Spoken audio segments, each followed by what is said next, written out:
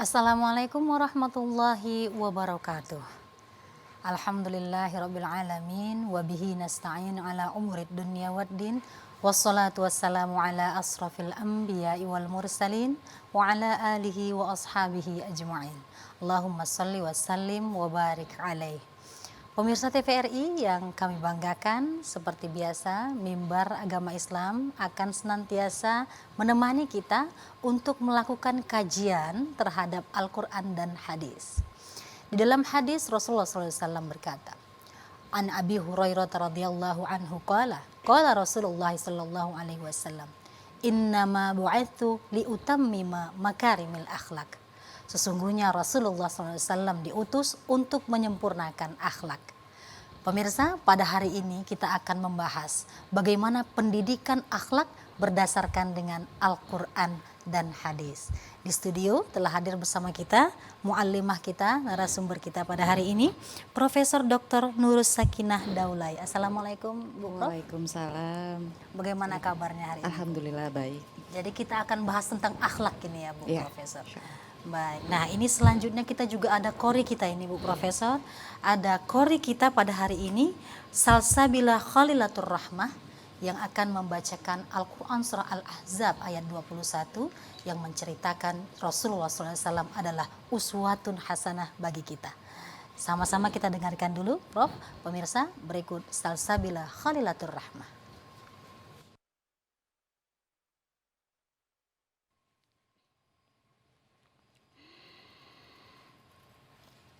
أعوذ بالله من الشيطان الرجيم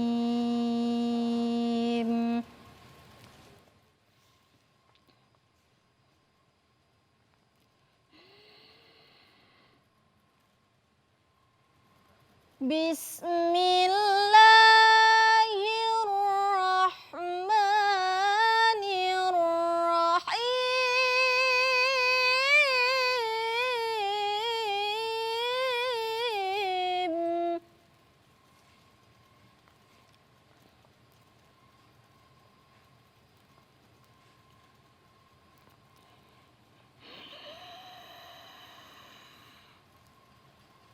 لقد كان لكم في رسول الله أسوة حسنة لمن كان يرجو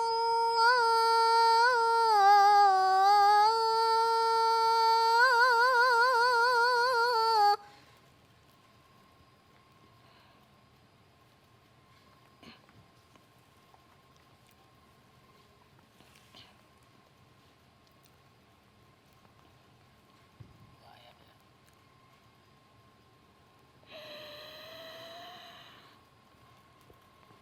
لمن كان يرجو الله واليوم الآخر وذكر الله كثيرا.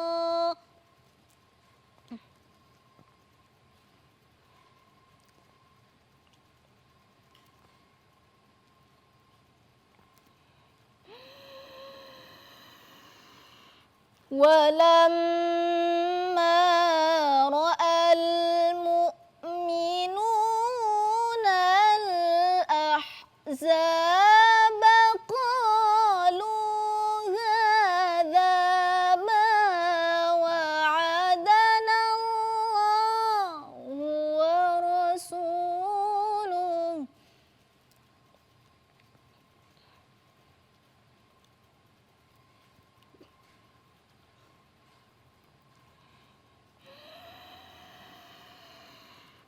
قالوا هذا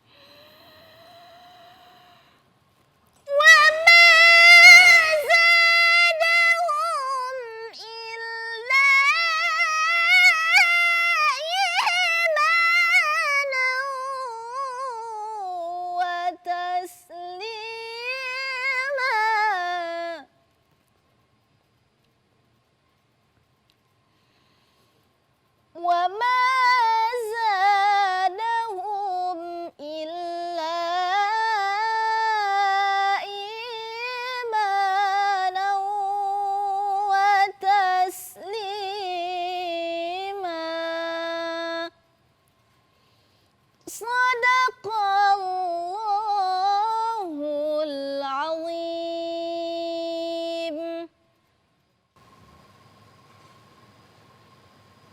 Alhamdulillah, sama kita dengarkan baru saja Adinda Salsabila Khalilatur Rahmah.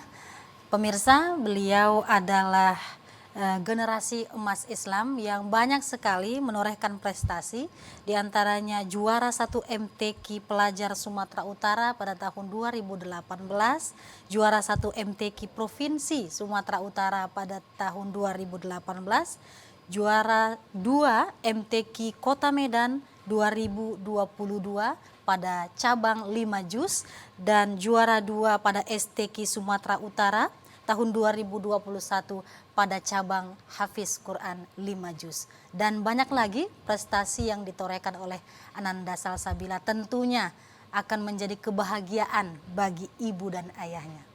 Prof, kalau kita melihat Ananda seperti Salsabila ini tentu kita senang sekali, Prof. Namun berangkat dari fakta di lapangan, kita melihat banyak anak-anak yang akhlaknya ternyata tidak sesuai dengan yang kita harapkan. Bisa kira-kira dijelaskan, Prof, berdasarkan Al-Quran dan Hadis, bagaimana akhlak yang harus kita bentuk untuk anak-anak kita, Prof? Baik, terima kasih banyak Pak Juli. Jadi memang ketika berbicara akhlak, fenomena sekarang luar biasa sekali ya, remaja-remaja sekarang, apalagi katanya digitalisasi juga. Nah, intinya bahwa jalur untuk mencapai sebuah akhlak yang mulia atau akhlakul karimah tentu itu melalui pendidikan agama. Nah, pendidikan agama itu tentu terutama pendidikan agama Islam ya, didapati di rumah, di sekolah, di madrasah, di pesantren sampai di perguruan tinggi. Mengapa begitu pentingnya akhlakul karimah ini? Ya karena itu akan memunculkan identitas diri dari setiap individu. Nah, terutama juga dalam ayat suci Al-Quran ya, Allah berfirman di surah Al-Baqarah ayat 83. La ta'buduna illallah wa bil walidaini ihsana wa dzil qurba wal yatama wal masakin wa qulu linnasi husna wa aqimus sholata wa atuz zakah. Artinya apa? Dan janganlah kamu menyembah selain Allah dan berbuat baiklah kamu kepada kedua orang tua, kepada keluarga, kerabat, anak-anak yatim dan juga fakir miskin, dan bertutur katalah yang baik, yang lembut kepada sesama manusia. Itu dari Al-Quran, Allah berfirman. Demikian juga dari hadis ya, tadi yang Mbak Juli sampaikan bahwa innama bu'istu liutamima makarimal akhlak. Kemudian mukmin yang sempurna imannya adalah yang paling baik akhlaknya. Nah, di situ juga sudah ditegaskan demikian pentingnya mengapa akhlak itu harus diciptakan dari sejak dini dan dibiasakan, akhirnya akan muncul dalam perilakunya sehari-hari. Seperti itu. Baik, Profesor, itu juga ada buku. Nah, ini pemirsa mungkin bisa melihat bahwa pembentukan akhlak mulia ini yang sudah ditulis, tentunya banyak ilmu yang bisa kita kaji. Prof, untuk membentuk akhlak yang mulia ini, kita sebagai orang tua, guru, apa saja hal yang harus kita lakukan supaya generasi Islam ke depan ini berakhlak mulia? Salah satunya seperti Adinda kita tadi, Prof. Baik.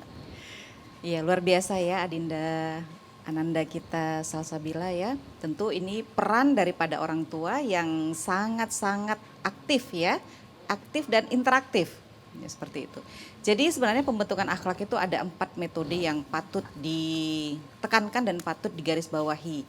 Jadi apa? Yang pertama adalah metode ta'lim. Kemudian metode pembiasaan, lalu metode latihan, dan metode mujahadah. Nah, bagaimana ini akan kita definisikan? Metode taklim, jadi dia lebih kepada bagaimana pemberitahuan. Ini langkah awal, pemberitahuan kepada anak-anak kita. Ya, di situ ada transfer of knowledge. Ya, bagaimana memberikan pengetahuan terkait dengan kognitifnya, apa itu akhlak, kenapa akhlak itu penting, apa manfaatnya. Dampaknya jika kita tidak berakhlak atau artinya tidak jujur umpamanya ya, tidak berbuat baik kepada sesama teman ya. Nah, itu kita sampaikan dari sejak dini. Nah, untuk anak-anak yang masih kecil sebenarnya itu bisa kita sampaikan melalui metode bercerita. Pada saat anak-anak mungkin mau tidur ya, kita seperti mendongengkan.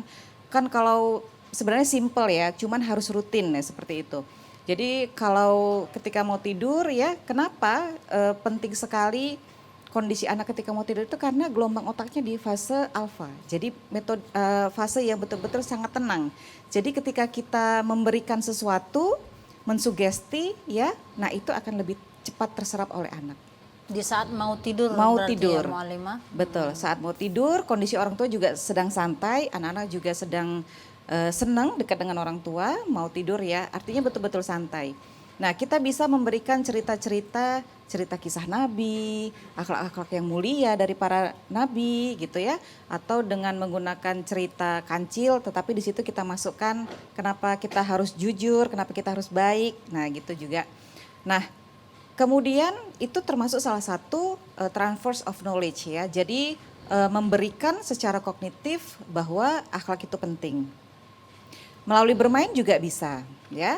Melalui bermain ketika anak mulai permainan hitungan ya, bahwa kita umpamanya ada teman yang menyembunyikan mainannya. Nah, kita sampaikan itu tidak baik gitu. Nah, itu termasuk salah satu jujur ya.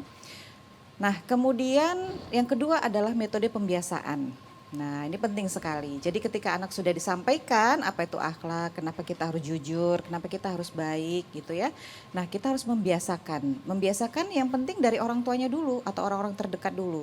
Jadi model ya, artinya jadi model atau figur yang anak-anak itu bisa melihat langsung. Karena kondisi kognitif pada saat ini anak-anak masih sangat terbatas ya.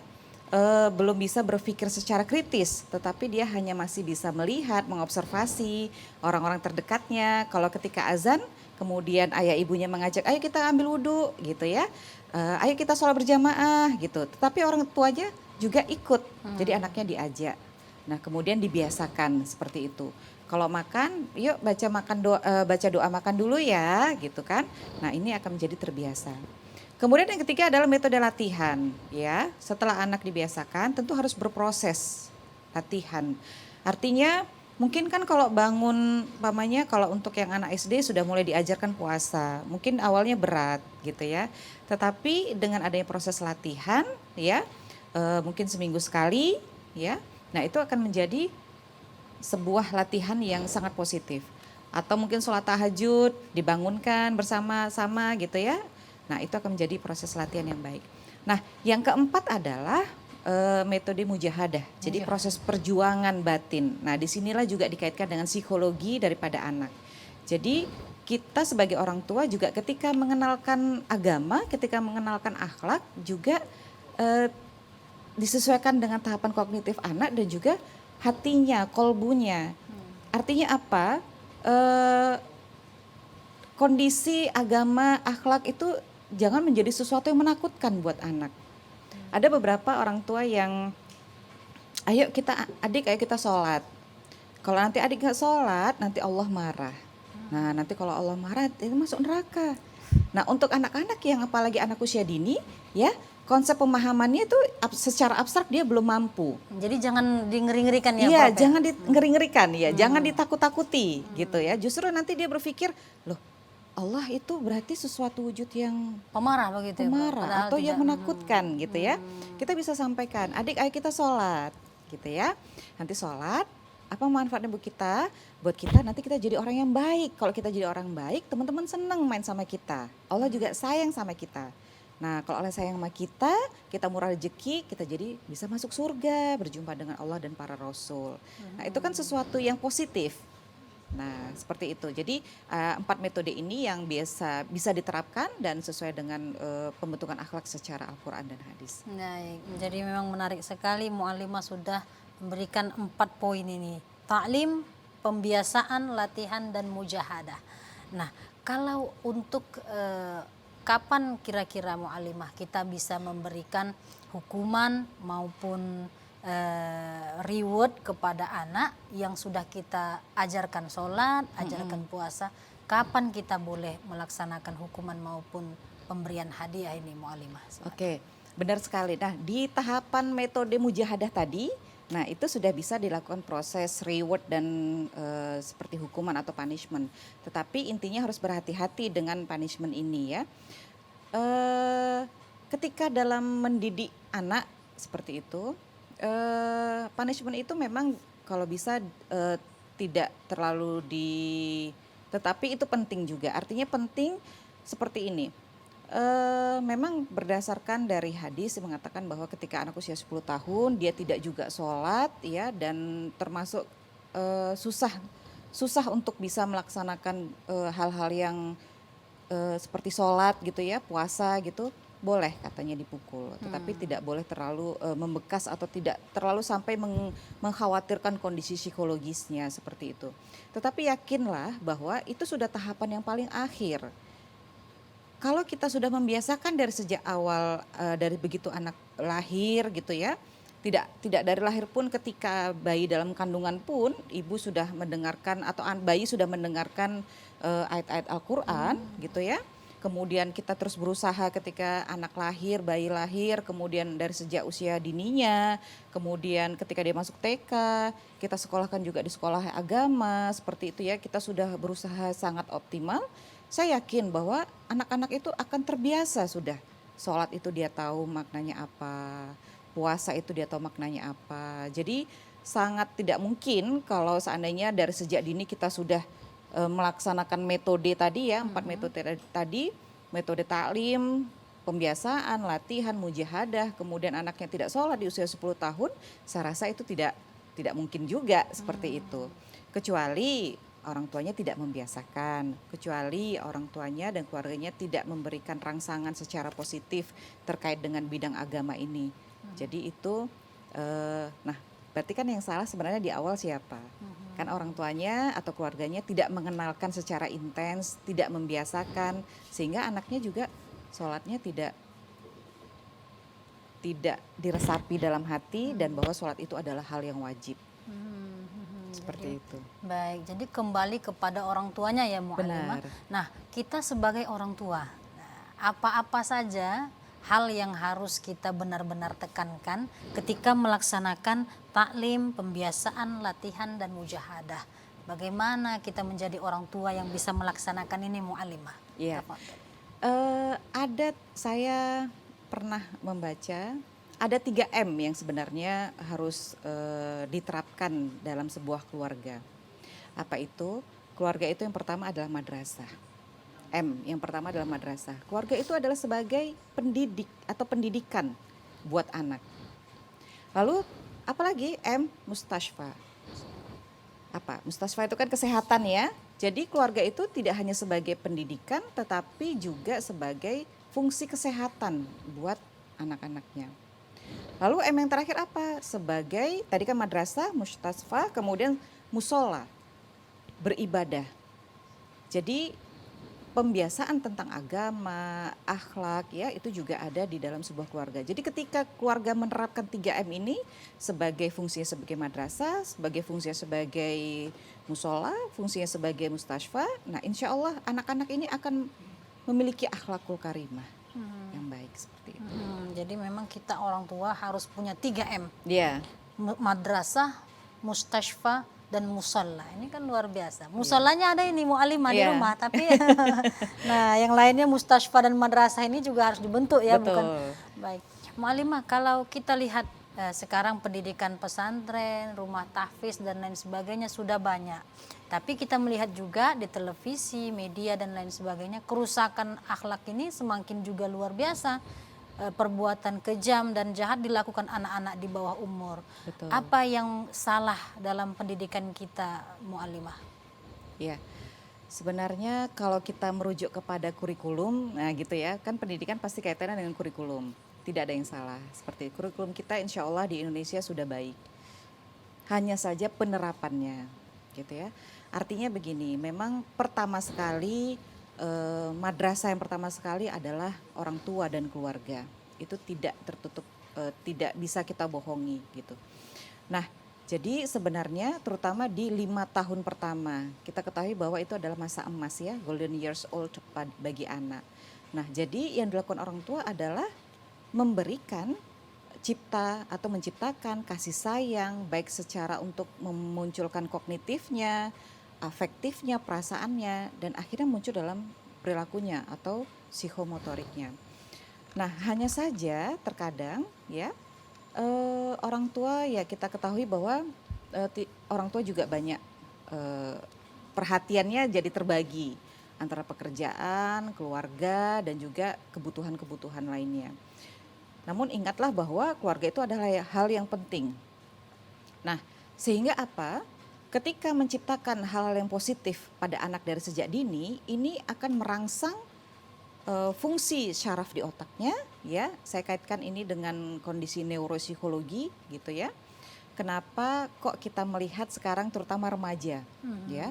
Remaja kita melihat banyak sekali kasus-kasus asusila seperti itu ya, atau perilaku-perilaku menentang baik di sekolah maupun di luar sekolah. Sebenarnya kenapa? Karena memang sistem syaraf pada masa remaja atau pada masa kanak-kanak itu salah satunya adalah ada dua sebenarnya yang perlu kita ketahui. Ada namanya bagian prefrontal cortex, ya. Ini tepat letaknya itu tepat di belakang dahi kita. Ini fungsinya adalah untuk berpikir tingkat tinggi, mengontrol emosi, kemudian memilih antara baik dan buruk, gitu ya. Nah, bagian ini yang binatang tidak ada. Sehingga kenapa kita manusia ketika kita ingin melakukan sesuatu kita kan berpikir dulu, baik enggak ya sama diriku, gitu ya. Nah, ada satu bagian lagi namanya amigdala. Ya, ini berkaitan dengan emosi, perasaan, senang, sedih. Nah, ketika anak ya dari sejak kecil ya cukup mendapatkan perhatian, ya, anak senantiasa dibiasakan untuk bisa mengungkapkan apa yang dirasakannya. Jadi harus bicara anak kita ya, Mu'allimah. Betul, ajak diskusi. Kebanyakan orang tua mikir ya, atau orang tua tuh merasa bahwa dia belum ngerti, dia belum paham. Padahal itu sesuatu yang salah. Karena apa? Setiap stimulus yang diterima anak dari luar itu akan direkamnya dan akan tersimpan di alam bawah sadarnya, gitu.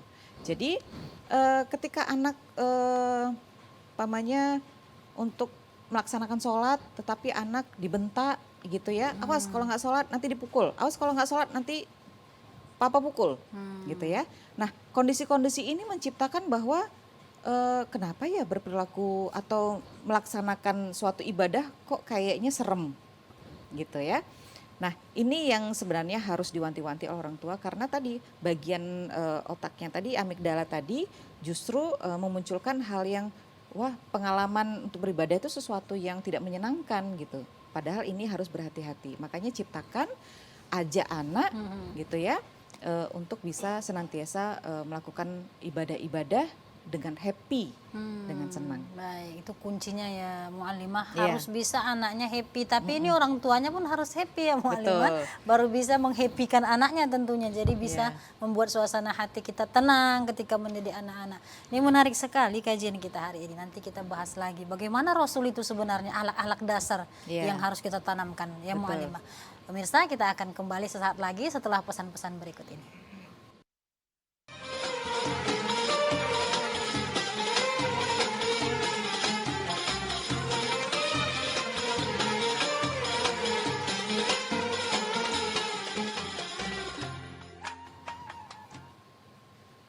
Alhamdulillah, terima kasih pemirsa masih bersama kami dalam Mimbar Agama Islam. Hari ini kita mengkaji bagaimana akhlak berdasarkan Al-Quran dan hadis. Mu'allimah, kita mengetahui bahwa di dalam hadis Rasulullah SAW ketika Aisyah ditanya, ya Aisyah, kaif hadur Rasul? Bagaimana halnya Rasul? Bagaimana akhlaknya Rasul? Lalu Aisyah mengatakan seperti Al-Quran dan hadis. Ini kan menarik sekali, berarti kalau bisa meniru Rasulullah dalam berakhlak, itulah Al-Quran dan hadis, kan begitu ya Mu'allimah. Apa sebenarnya akhlak-akhlak dasar dari Rasulullah SAW yang harus kita tanamkan dalam mendidik generasi-generasi Islam? Tafadholi. Iya. Terima kasih Mbak Juli. Benar sekali ya bahwa akhlak Rasulullah tadi ya, innama bu'istu liutammima makarimal akhlak. Sesungguhnya aku diutus Allah untuk menyempurnakan akhlak ya. Karena kita ketahui bahwa zaman jahiliyah dulu akhlak para manusia itu luar biasa sekali, ya, tidak teratur dan sangat asusila sekali. Oleh karenanya ketika Rasulullah hadir di muka bumi ya untuk menyempurnakan akhlak.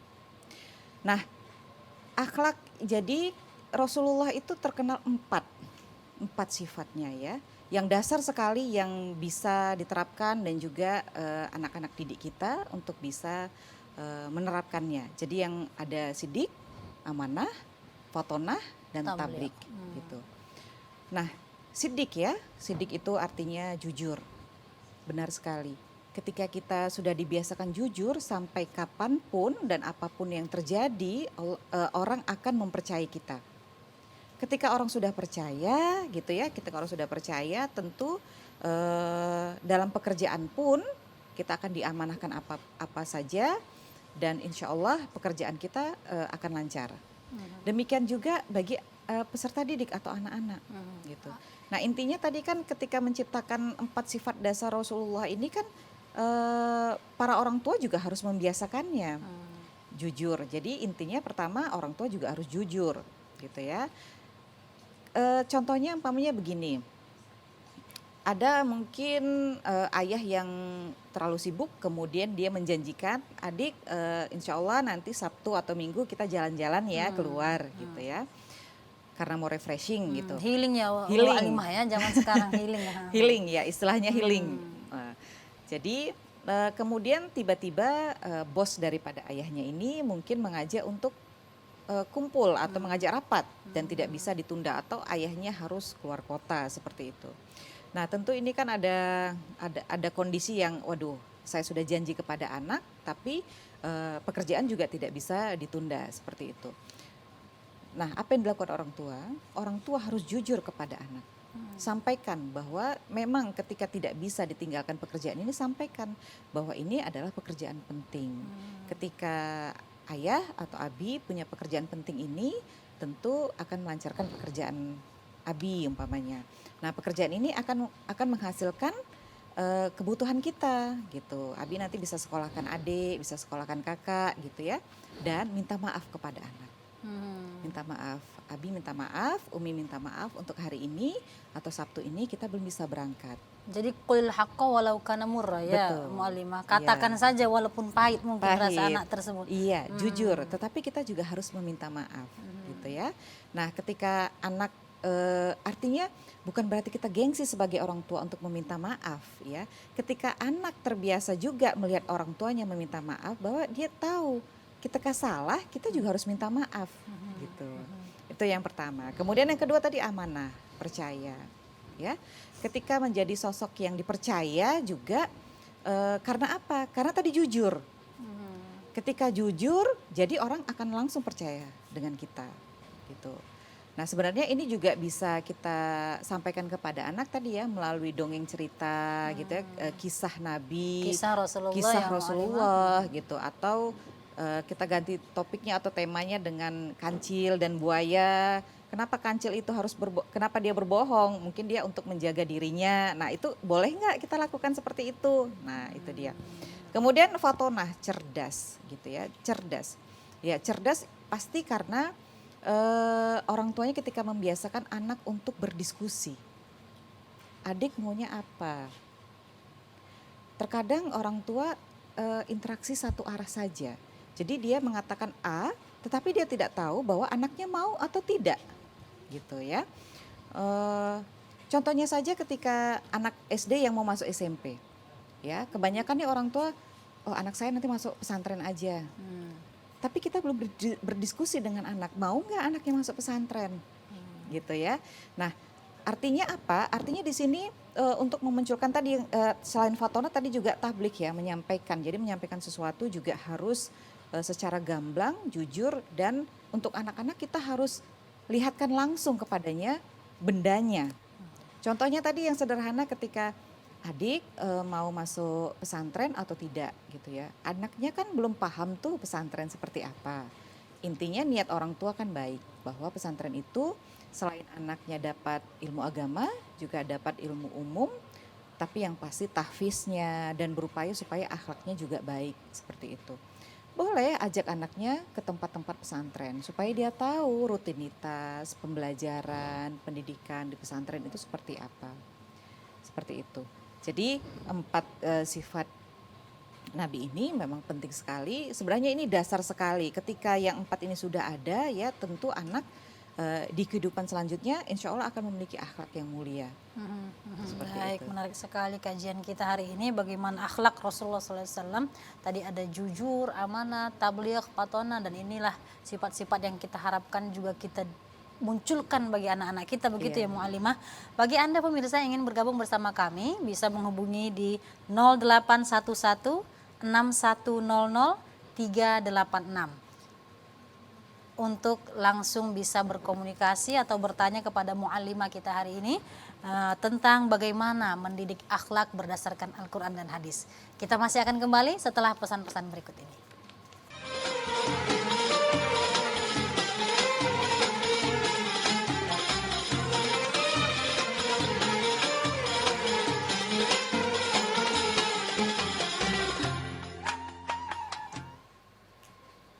Alhamdulillah, terima kasih pemirsa. Masih kita dalam Mimbar Agama Islam. Kajian kita hari ini adalah mengkaji bagaimana pendidikan akhlak berdasarkan Al-Quran dan hadis Rasulullah SAW. Mu'allimah, kalau kita berangkat dari Al-Quran dan hadis, kita mengetahui Rasul sebagai orang yang mulia dan Allah Subhanahu wa Ta'ala adalah zat yang kita sembah, yang luar biasa, maha penyayang, maha pengasih. Apakah ada hal-hal yang bisa kita tiru, kita pelajari bagaimana Allah kepada manusia dan bagaimana Nabi Muhammad kepada umatnya untuk kita terapkan kepada anak kita? Tafadhol, Mu'allimah. Ya, terima kasih Mbak Juli. Jadi memang benar sekali ya, ketika kita merujuk kepada hadis ya, innama bu'istu liutammima makarimal akhlak, bahwa Rasulullah itu diutus ke muka bumi untuk menyempurnakan akhlak. Itu luar biasa sekali ya, hadis itu sedikit tapi sangat menyentuh sekali. Kenapa akhlak ini sangat-sangat penting ya. Jadi memang ketika dikaitkan dengan kondisi perkembangan anak ya, bahwa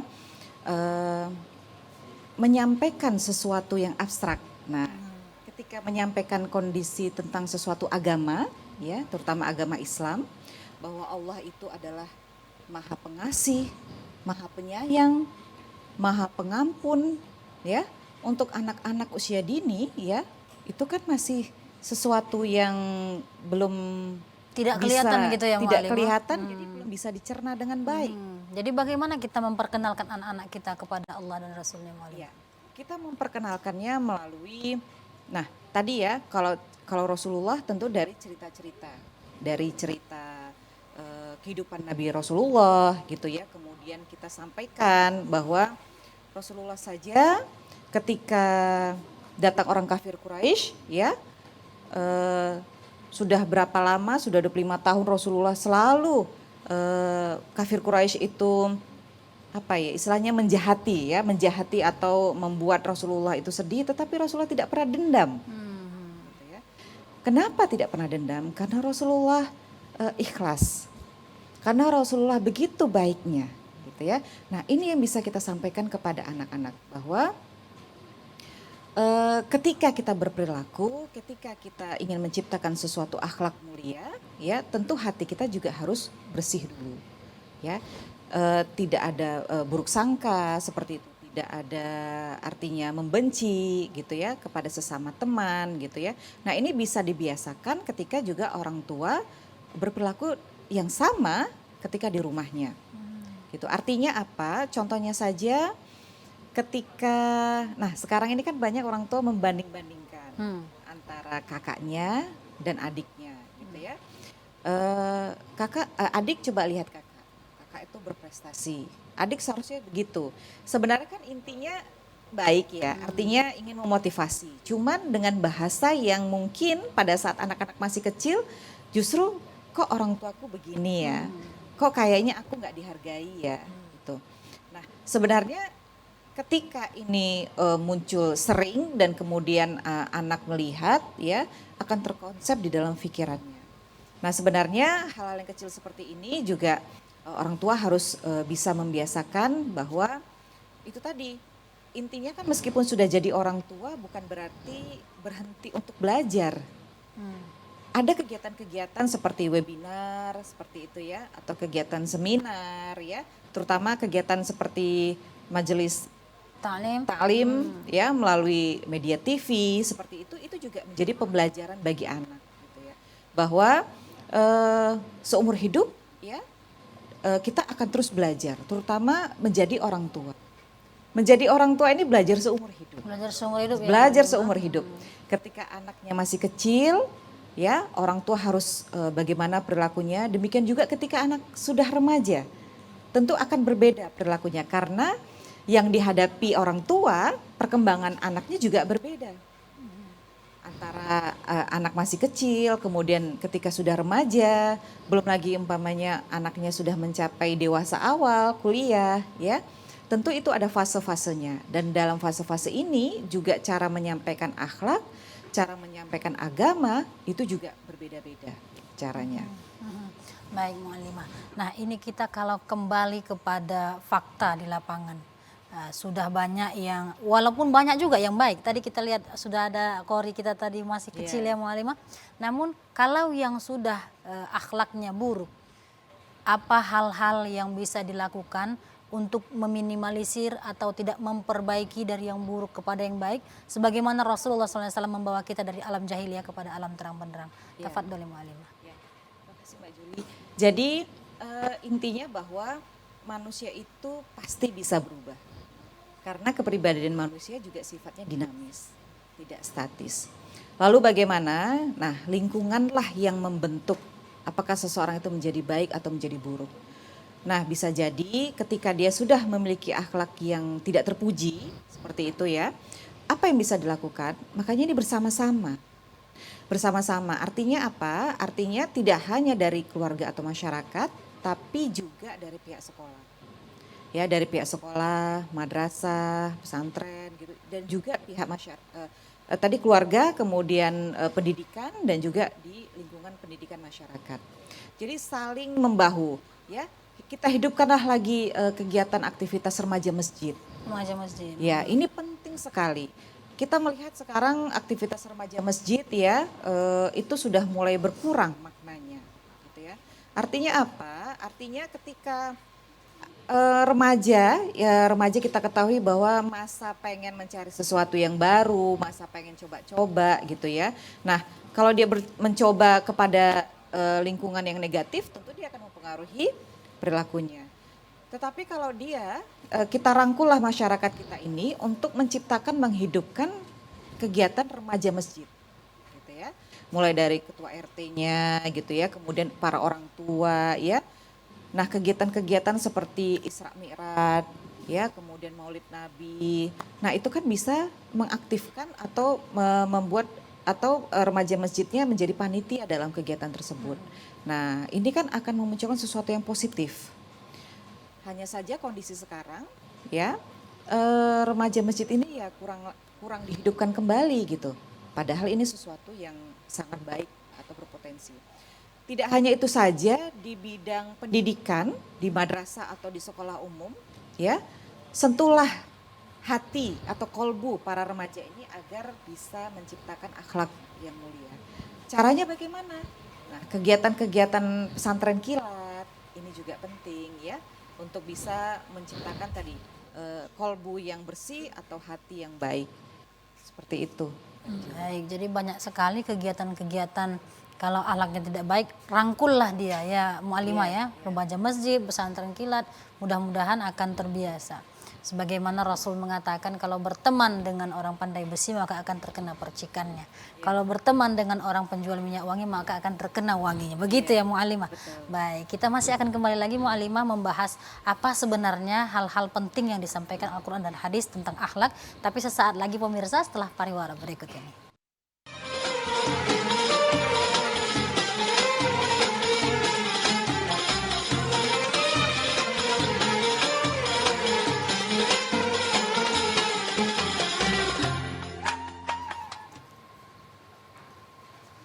Alhamdulillahirrabbilalamin. Terima kasih pemirsa Mimbar Agama Islam, pemirsa TVRI. Kita masih dalam kajian tentang bagaimana akhlak berdasarkan Al-Quran dan hadis.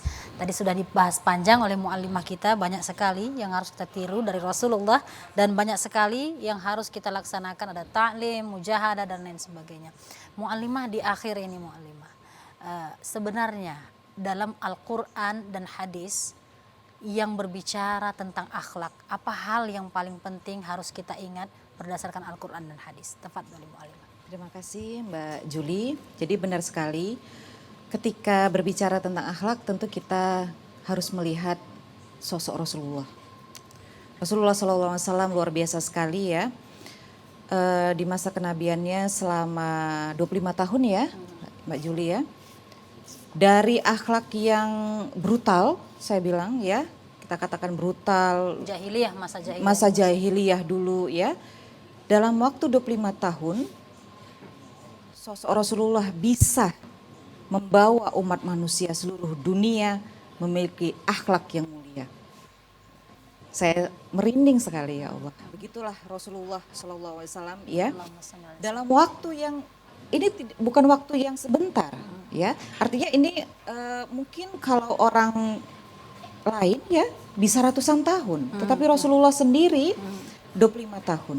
Bayangkan. Karena apa? Karena Rasulullah menunjukkan perilakunya yang akhlak mulia. Sehingga apa? Menjadi role model penting. Ya. Ketika kita ingin anak-anak kita memiliki akhlak mulia, tentu kita harus menunjukkan akhlak mulia dahulu. Karena itu yang diterapkan Rasulullah. Rasulullah memiliki akhlak mulia dari cara berbicara, dari cara berinteraksi, dari cara Rasulullah diri sendiri ketika Rasulullah mungkin sedang sedih, Rasulullah bisa mengontrol emosinya. Ketika dengan masyarakat Rasulullah bisa menempatkan dirinya tidak membawa perasaan mungkin yang sedang sedih seperti itu. Kemudian tidak membeda-bedakan, adil seperti itu. Nah, Rasulullah saja mencontohkan, ya. Nah, kemudian orang akan melihat dan meniru, kemudian berperilaku. Inilah sebenarnya yang bisa kita lakukan sebagai orang tua dan juga sebagai pendidik di sekolah. Apa? Kita sebagai orang tua atau sebagai pendidik ciptakanlah sebagai role model yang baik dulu. Gitu. Ketika kita ingin mengajak anak untuk berakhlak karimah, tetapi orang tuanya menunjukkan perilaku yang tidak tepat. Nah, tentu ini akan dilihat dan ditiru oleh anak. Seperti itu. Baik, jadi memang harus seperti, kalau mau seperti Rasul, ya harus ditiru Rasul, begitu Betul, ya mu'allimah, agar bisa merubah akhlaknya.